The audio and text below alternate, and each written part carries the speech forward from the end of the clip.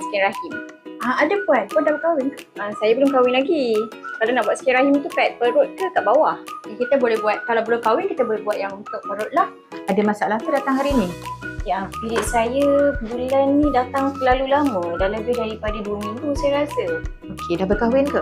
Belum kahwin lagi. Maksudnya dalam 2 minggu tu ada tak ada darah berketul ke ataupun just period sahaja? Period. Ini first time jadi.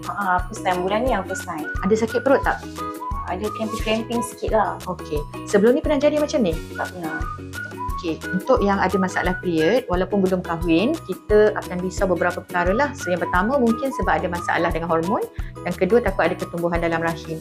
So biasanya kita akan buat scan dulu untuk confirmkan dan juga kita akan cek hormon. Lagi satu, kita kena cek untuk tengok darah merah you, takut kurang darah lah sebab pendarahan yang berpanjangan tu. Jadi kita akan buat scan dululah untuk cek sama ada masalah ketulan dalam rahim ke, fibroid ke, dan juga mungkin kita risau takut ada ketumbuhan di kilang telur. Okey?